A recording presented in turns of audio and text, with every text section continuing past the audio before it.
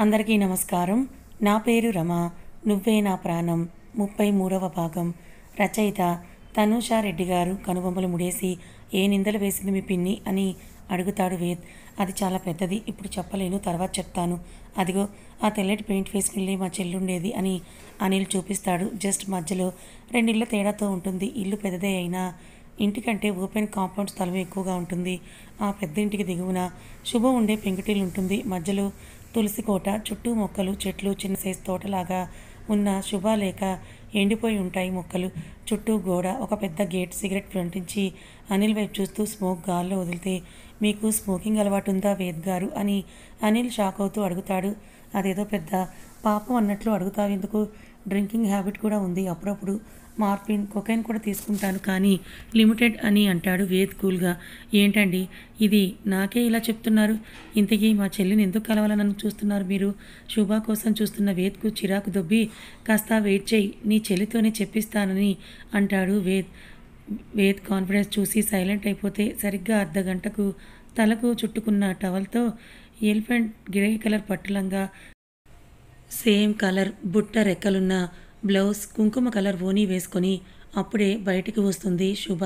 మొదటిసారి లంగా ఓనీలో మెరిసిపోతూ ఉన్న తన చెల్లి రూపానికి ఫిదా అయిపోతే హార్ట్ ఒక్క క్షణం ఆగి మళ్ళీ కొట్టుకుంటుంది. పిట్టగోడ మీద ఒక కాలు పెట్టి చూస్తూ ఉన్న వేద్కి శుభ మీద కోపం దూదిపింజలా ఎగిరిపోతే ఆమెను రెప్ప వేయకుండా చూస్తుంటాడు. తులసి కోట చుట్టూ ప్రదక్షిణలు చేసి కుంకుమ నుదుటి మీద పెట్టుకొని చిట్టి రాగి చెంబు నుండి వాటర్ పోస్తుంటుంది. ఆ పప్పి, నీలో ఈ యాంగిల్ నేను ఎప్పుడు ఎక్స్పెక్ట్ చేయలేదే, లుకింగ్ వెరీ హాట్ అని మనసులో అనుకుంటూ చూస్తూ ఉంటాడు. రెప్ప కూడా వేయడు. రెప్ప వేసే ఆ క్షణం తన చెల్లి రూపం దూరం అవుతుందని అనిల్ ఈ లోకంలో లేకుండా తన ముందు తన చెల్లికి ఓపెన్గా సైట్ కొడుతున్న వేద్ని చూసి వేద్ గారు అని పిలుస్తాడు. మంచి ఊళ్ళో ఉన్నాను, దొబ్బకుండా నువ్వే దొబ్బై అని అంటాడు. చేంజ్ అయిన అతని వాయిస్కి, సరే నేను వెళ్తున్నాను, మీరు త్వరగా వచ్చి ఫ్రెష్ అవ్వండి అని చెప్పి కిందకి వెళ్ళిపోతాడు. ఇంట్లోకి వెళ్ళిన శుభ మరో 5 నిమిషాలకు బయటకు వచ్చి కల్లాపి చల్లి ముగ్గు గిన్నె అందుకుంటుంది. ఆమె నడుస్తున్నప్పుడు శ్రావ్యంగా విడిపిస్తున్న పట్టీల చప్పుడు ఓనీ నడుమును దోపడం వల్ల కనిపిస్తున్న నడుము వేద్ ఫీలింగ్స్ ఎక్స్ట్రీమ్ హైలోకి తీసుకెళ్తాయి. ముగ్గు పెట్టేసి మళ్ళీ లోపలికి లేడి పిల్లలా వెళ్ళిపోతుంది. ఆమె చేసే ప్రతి పని చూస్తూ ఉంటే తనకు కొత్త శుభ కనిపిస్తుంది వేద్కు. అక్క అని నిద్రమోహంతో వచ్చి శుభ నడుముని చుట్టేస్తుంది దివ్య. ఇద్దరికి పోలికలు పూర్తిగా కలవకున్న కలర్ కొన్ని పోలికలను బట్టి తన స్టెప్ సిస్టర్ అని కనిపెడతాడు వేద్. వాష్రూమ్లోకి హాట్ వాటర్ బకెట్ పట్టుకుని దివ్యని లోపలికి తోసి స్కూల్కి లేట్ అవుతోందని డోర్ గడియ పెడుతుంది. ఇంతలో శివప్రసాద్ గారి పైకి వచ్చి, బాబు మీ బట్టలు కారులో ఉన్నాయని తెలిసింది, అనిల్ చేత తెప్పిస్తానని అంటే సరే అని ఆ ప్యాంట్ పాకెట్లో కార్ కీస్ ఇస్తాడు వేద్. ఇంకా అటే చూస్తున్న వేద్ని చూసి, మా అమ్మాయిని నువ్వు ఇష్టపడుతున్నావని నాకు అర్థమవుతోంది, కానీ తన గురించి పూర్తిగా నీకు తెలుసా బాబు అని అడుగుతారు శివప్రసాద్ గారు. తెలీదు, తెలుసుకోవాలన్న ఇంట్రెస్ట్ కూడా లేదు, కానీ మీ అమ్మాయిని లైఫ్లో ఏ కష్టం రాకుండా చూసుకోగలను. నవ్వి, బాబు నీ మనసులో శుభస్థానం ఏంటో నాకు తెలియదు, కానీ నా కడుపున పుట్టకపోయినా నా రక్తమే అనుకుని పెంచాను. శుభ వాళ్ళ అమ్మ శాంతి చాలా మంచిది బాబు. అల్లారు ముద్దుగా పెంచుకున్న గొప్ప కుటుంబాన్ని ఆ నీచుడు కోసం ముందు వెనుక ఆలోచించకుండా వచ్చేసింది. కొన్ని రోజులు బాగానే చూసుకున్నాడు, కానీ ఎప్పుడైతే ఆ రాక్షసి వాడి జీవితంలోకి వచ్చిందో అప్పుడే చెప్పుడు మాటలు విని బంగారం లాంటి భార్యని కొడుతూ తిడుతూ బాధ పెడుతూ చివరకు ఆమె చావుకి కారణమయ్యాడు. శాంతి చివరి క్షణాల్లో కూడా తన అన్నని నాన్నని కలవరించి మా వాళ్ళని బాధ పెట్టి వచ్చినందుకు నాకు తగిన శాస్తి కలిగిందని శుభ బాధ్యత నాకు మా చిన్నాన్నకే అప్పచెప్పి కళ్ళు మూసింది బాబు. కొన్ని రోజులకి శుభ పడుతున్న బాధలని చూడలేక దిగులుతో మా చిన్నాన్న కూడా కన్ను మూశాడు. అప్పటి నుండి ఆ అమ్మాయిని నేనే ఆ రాక్షసి బారి నుండి కాపాడుకుంటూ వచ్చాను బాబు. శుభ గురించి తెలుస్తుంటే వేద్ కూడా తనని బాధ పెట్టడం గుర్తొచ్చి బాధగా మనసు మూలుగుతుంది. అమ్మాయి వజ్రం బాబు, నోట్లో నాలుగు లేనిది, భయస్తురాలు, కానీ దాని పిన్ని ఆడదాని రూపంలో ఉన్న పిశాచి బాబు అని అంటారు శివప్రసాద్ గారు. శుభ వజ్రం అన్నప్పుడే విచ్చుకున్న పెదవులతో, ఒకటి చెప్పండి, మీ అమ్మాయిని నాకు ఇవ్వడానికి సిద్ధంగా ఉన్నారా అని సూటిగా నిర్మోహమాటంగా అడుగుతాడు వేద్. నవ్వుతూ, తను ఈ నరక నుండి బయటపడాలి బాబు. ఇంకా మీ గురించి నేను అంచనా వేసినంత వరకు ముక్కుసూటితనం, దూకుడు స్వభావం ఎక్కువ, కానీ మనిషి మాత్రం వెన్న అని అర్థమైంది. నన్ను పొగిడింది చాలు కానీ వెళ్ళి మీ కూతుర్ని తీసుకొని రండి. దాంతో నేను చాలా మాట్లాడాలని కిందకి నడుస్తాడు. అప్పటికే మెల్లగా చీకటి దూరం అవుతూ ఉంటుంది. అర్ధరాత్రి వచ్చాను, నీ చెల్లిని తీసుకురా అని అంటే అప్పుడు ఇప్పుడు అని కథలు చెప్తున్నావు. నువ్వు తీసుకొస్తావా లేక నేనే వెళ్ళనా అని అనిల్ వైపే సీరియస్గా లుక్కేస్తూ అంటాడు వేద్. ఇంటికి వెళ్ళాను వేద్ గారు, ఫ్రైడే కదా, తను ఇంట్లో లేదు, గుడికి వెళ్ళిందంట, వచ్చేస్తుంది. అదెక్కడా అని అడుగుతాడు వేద్. మీకు చాలా తొందర ఎక్కువండి అని అనిల్ అంటే ఎక్కడా అని అడిగాను అని మళ్ళీ అడుగుతాడు వేద్. మీరు ఊర్లోకి వచ్చిన రూటే కొండ మీద గుడి ఉంటుంది అని అంటాడు అనిల్.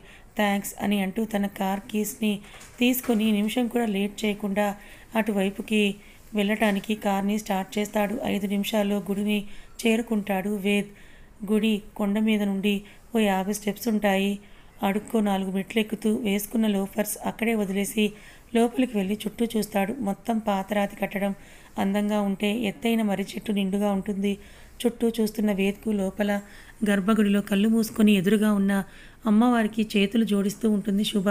చిన్న స్మైల్తో చేతులు కట్టుకొని తననే చూస్తూ ఉంటే లూజ్గా అల్లిన జడలో పూజారి ఇచ్చిన పువ్వుని తురుముకుంటుంది. ఎప్పుడొచ్చావు తల్లి? ఆ పూజారి అడిగితే 3 రోజులవుతుంది తాత, అవ్వని అడిగానని చెప్పని కుంకుమ పెట్టుకొని పుట్ట దగ్గరికి వస్తుంది. కళ్ళు మూసుకొని మొక్కుకున్న శుభ మోచేయిపై బలమైన ఉక్కు పిడికిలు బిగుసుకుంటే కళ్ళు తెరిచి చూసేలోపే వేద్ కౌగిట్లో ఉంటుంది. షాక్లో నోరు కళ్ళు రెండు పెద్దవి చేసి చూస్తూ వేద్ నువ్వేంటిక్కడ, నిజంగా వచ్చావా అని షాక్లో అడుగుతుంది. చుప్, మాట్లాడితే కొట్టేస్తానంటూ 2 పెద్ద బండరాళ్ళ మధ్య ఒక మనిషి మాత్రమే పోయేంత దారి ఉన్న ప్లేస్కి తీసుకొని వచ్చి సీరియస్గా ఆమెని లుక్కేస్తాడు. శుభ ఎవరైనా ఉన్నారేమో అని టెన్షన్గా చుట్టూ చూస్తూ అసలు నువ్వేంటిక్కడ అనే మాట పూర్తి కాకముందే శుభ పెదాలని జుర్రుకుంటాడు వేద్. హార్ట్ ఆగిపోయి చచ్చేలా ఉన్న శుభ వేద్ ఛాతీ మీద చేతులతో నెడుతూ ఉంటే తన మీదున్న శుభాని బండ కదింపి ఆమె పై వాలి ముద్దు ఎక్కడా డిస్టర్బ్ అవ్వకుండా చేతులని ఒక్క చేత్తో పైకి అదిమి పెట్టి లాక్ చేస్తాడు. 3 రోజుల దూరం 1 సంవత్సరంగా అతనికి అనిపిస్తూ ఉంటే వేద్కి ఆమె అదర చుమ్మనం ఆ దూరాన్ని దూరం చేస్తుంది. ఆమెపై ఉన్న కోపాన్ని మరొక చేత్తో నడుముని నలిపేస్తూ ఉంటే ఆ నొప్పికి వేద్ చేతి మీద గట్టిగా గిల్లేస్తుంది. కొంచెం కూడా చలించకుండా పెదవుల్ని చప్పరించి 10 నిమిషాల కొదిలి దూరం జరగకుండా ఆమె కళ్ళలోకే చూస్తూ ఘాటుపడిన పెదవిని సాటిస్ఫైడ్గా చూస్తూ చెప్పకుండా ఎందుకొచ్చావే అని సీరియస్గా అడుగుతాడు శుభని. వేద్ ఎంత మిస్ అయ్యాడు, అంతే శుభ కూడా వేద్ని మిస్ అయ్యింది. కానీ అది తను ఒప్పుకోలేని నిజం. వేద్ని కళ్ళ నిండా తేరిపారా చూసుకుంటూ వేద్ అడిగింది గాలికి వదిలేస్తుంది. ఆమె కళ్ళల్లో తన పట్ల ఎప్పుడూ కనిపించే కోపం, విసుగు, చిరాకు కనిపించక ఏదో ఒక స్పార్క్ని చూస్తాడు సాగిన పెదవులతో. శుభ నడుముని గిల్లేస్తే ఆ అంటూ నువ్వేంటిక్కడ అని గిల్లిన చోటే రుద్దుకుంటుంది. నీకోసమే ఈ ఇన్నోసెంట్ ఫేస్ వేసుకొని ఫుల్గా ఎక్కేసావే, అందుకే వచ్చాను ఒప్పుకోవడానికి. నా మేల్ ఈగో అడ్డొస్తుంది కానీ మిస్ అయ్యాను నిన్ను అని హక్ చేసుకుంటాడు వేద్. చూసావా కన్నయ్య, నా కోసమే వచ్చాడు కానీ చెప్పడంలో కూడా యాటిట్యూడ్ చూపిస్తున్నాడు. ఇంకా నడుము మీదే ఉన్న చేత్తో 2 వేళ్ల మధ్య నలుపుతూ చెప్పవే పప్పి అని అంటాడు. ఆ అంటూ నొప్పికి మూలుగుతూ మా ఊరికి నేను రావటానికి కూడా నిన్నెందుకు అడగాలి నేను, ఈసారి ఫింగర్ ప్రింట్ పడితే ఏడుపు ముఖం పెట్టుకొని చూస్తూ వదులు వేద్, నొప్పిగా ఉందని అంటుంది. నాకింకా నొప్పిగా ఉంది ఇక్కడ అని అంటూ నువ్వన్నమాట, నువ్వు నా గర్ల్ ఫ్రెండ్, నాకు తెలియకుండా ఊపిరి తీసుకోవడానికి వీల్లేదు. ఎన్నిసార్లు చెప్పాను నీకు నా కోపం తెప్పించే పనులు చెయ్యకని. నీకోసం పిచ్చిన కొడుకులాగా హాస్టల్ ముందు వెయిట్ చేశానే, ఇంతకీ ఎవడు వాడు? నీకోసం హాస్టల్కి వచ్చిన వాడెవడు? నాకు తెలియకుండా సెకండ్ ట్రాక్ అంటున్న వేద్ చెంప శుభ చేతిలో ఫ్యాట్ పని మోగుతుంది. లవ్ ఉంటే ట్రస్ట్ ఉంటుంది, ఇదేనా నీకు నా మీదున్న నమ్మకం? ఇలా హార్ట్ చేస్తుంటే ఇంకెలా లవ్ పుడుతుంది? నా కోసం హాస్టల్కి రమ్మని నేను చెప్పానా? అనుకోకుండా ఊరికి రావాల్సి వచ్చింది, అది నీ వల్లే. ప్లీజ్ వెళ్ళిపో, ఎవరైనా నన్ను ఇలా చూస్తే చాలా ప్రాబ్లం అవుతుందని వేద్ చేతిలో నుంచి వదిలించుకొని స్పీడ్గా స్టెప్స్ దిగుతుంది. నమ్మకం ఉండబట్టే కదే నీకోసం ఇంత దూరం వచ్చింది. నమ్మకం ఉండి నువ్వు ఇంకా భూమి మీద ఉన్నావు, లేకపోతే అదే నిజమని తెలుసుకుంటే ఈ పాటికి నీకు ఎంట్రీ గేట్స్ ఓపెన్ అయ్యేవి పప్పి. లోపల ప్రేమ పెట్టుకొని బయటికి కోపం చూపించడం నాట్ ఫెయిర్ పప్పి అని కార్ కీస్ని తిప్పుకుంటూ ఆమె వెనకాలే వెళ్తాడు. తక్కువ డిస్టెన్సే ఉంది కాబట్టి ముందు శుభ, ఆ వెనుక వేద్ కార్లో ఎఫ్ఎంని ఆన్ చేస్తాడు. వయ్యారి బామా నీ హంస నడక, ఎందుకే తొందర తొందర, ఏ పిల్ల నీ పేరు లవ్లీ జారిపోకే చాపల్లె తుల్లి అనే సాంగ్ పెట్టుకొని విండో ఓపెన్ చేసి లైన్ వేస్తూ ఆమె వెనకాలే స్లోగా కార్ని డ్రైవ్ చేస్తాడు కన్నయ్య. ఏంటి నాకు ఈ టార్చర్ అనుకుంటూ శుభ వెనక్కి తిరిగి కోపంగా చూస్తుంది. కన్ను కొట్టి నవ్వితే కళ్ళు పెద్దవి చేసి వడివడిగా అడుగులు వేసుకుంటూ అక్కడి నుంచి వెళ్ళిపోతుంది. ఇంకా తన పెదవుల మీద ఉన్న శుభ లిప్స్ స్వీట్నెస్ని నీ పెదవులతో నాలుకతో తడుముకొని ఇక్కడి నుంచి నేను తీసుకునే పోతానే నా పోరి అనుకుని శివప్రసాద్ గారి ఇంట్లోకి వెళ్ళి నాకు వేరే చోట హౌస్ కావాలని అంటాడు. అదేంటి బాబు, మా ఇల్లు నీకు నచ్చలేదా అని శివప్రసాద్ గారు అంటే, నో అలా కాదు, నేను ఎవరితోనూ కంఫర్ట్గా ఉండలేను, నా వల్ల మీకు ఇబ్బంది వద్దు, వేరే హౌస్ చూడండి ఈవినింగ్ లోపల అని అంటాడు. సరే బాబు నీ ఇష్టం, ఇంతకీ మీరు వచ్చిన పని అని శివప్రసాద్ గారు అడిగితే, మెయిన్ రీజన్ మీ అమాయక నోట్లో నాలుక లేని అమ్మాయి కోసం అని వెటకారంగా అంటాడు వేద్. ఇంకా రెండవది నీ భూములు కొనడానికి ఏంటి అని శివప్రసాద్ గారు షాక్ అయ్యి అంటే, మీరు విన్నది నిజమే, నేను వచ్చేటప్పుడు చూశాను, చాలా ల్యాండ్స్ వేస్ట్గా వదిలేశారు, అందుకే వాటిని కొని ఫ్యూచర్లో మాల్స్ మా హాస్పిటల్స్ కట్టించే ప్లాన్లో ఉన్నానని అంటాడు వేద్.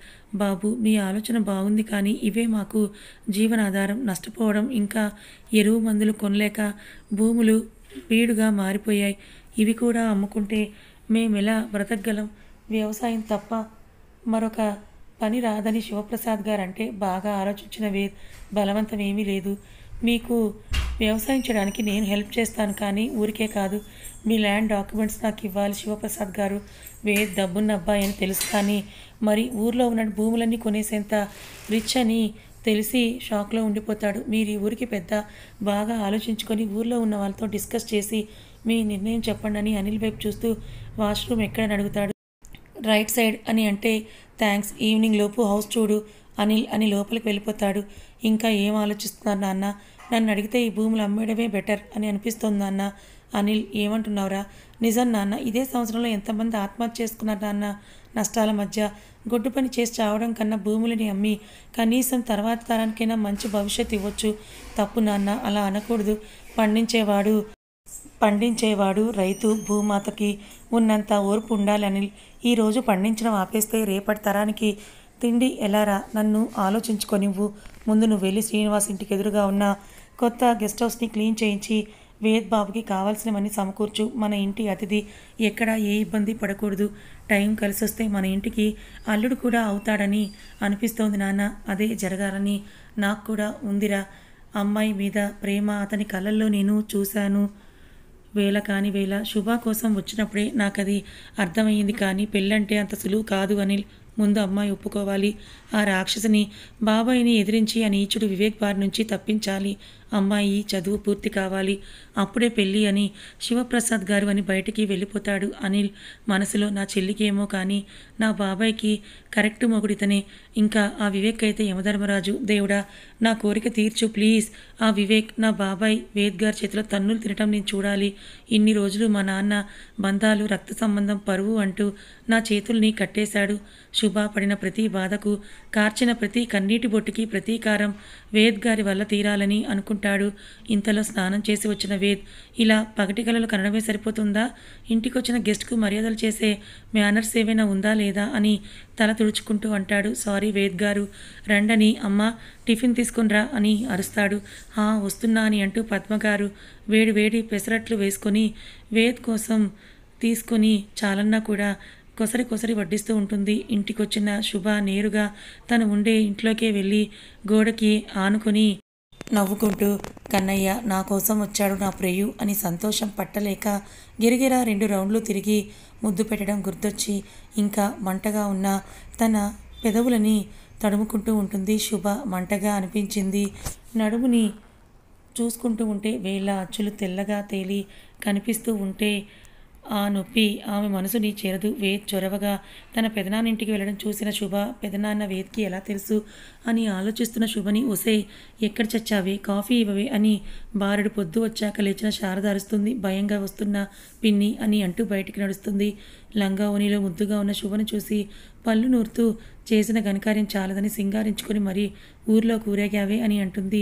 గుడికి వెళ్ళాను పిన్ని అని శుభ అంటే రెక్క పట్టుకొని ఇంకెన్ని రోజులే, నా తమ్ముడు నీ మెడలో తాలి కట్టిన మరుక్షణం వాడి చేతిలో నీకు నరకం తప్పదు. అప్పటి వరకు ఎంత సంతోషంగా ఉంటావో ఉండు, వెళ్ళు, ఇంకా నా ముందే ఉన్నావా అని శుభని నెట్టేస్తే అప్పటి వరకు నా సంతోషం ఆవిరై నిజం ఆమె కళ్ళ ముందు నిలిస్తే మౌనంగా కిచెన్లోకి నడిచి కాఫీ చేసుకొని వచ్చి పిన్ని అని ఇస్తుంది. మధ్యాహ్నం ఫుల్గా తిని శారద పడుకునే వరకు చూసి మెల్లిగా పిల్లిలా జారుకొని ఫేస్ వాష్ చేసుకొని ముడిపెట్టిన జుట్టుని జడగా అల్లుకొని బొట్టు మాత్రమే పెట్టుకొని అప్పటి వరకు బ్లౌజ్లో శారద కంటపడకుండా చుట్టూ లోపలికి దోపుకొని ఉన్న వెయిట్ చైన్ని గుండెల మీద వేసుకొని పరుగున లేడి పిల్లల శివప్రసాద్ గారింటికి వస్తుంది.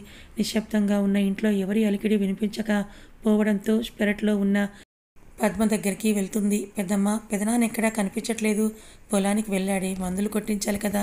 ఓ మరి అన్నయ్య, వాడు కూడా తోడుగా వెళ్ళాడు. ఓ మరి మరి అతను ఎక్కడా అని అడిగితే అతనా, ఎవరే అతను అని అడుగుతుంది పద్మ. కథ ఇంకా ఉంది. మొత్తానికి తన కోసం వచ్చినందుకు చాలా హ్యాపీగా ఉంది శుభ వేద్ని చూసి. మరి వేద్ నిజంగా తనని ఈ నరకం నుంచి తప్పించగలడా? మరి శుభ ఇప్పటికైనా తన మనసులో ఉన్న మాట వేద్కి చెప్తుందా లేదా? రాబోయే ఎపిసోడ్స్ మరింత ఇంట్రెస్టింగ్గా రొమాంటిక్గా ఉంటాయి. మరి మిస్ చేసుకోకుండా మన ఛానల్ని సబ్స్క్రైబ్ చేసుకోండి. కథ నచ్చితే లైక్ చేయండి.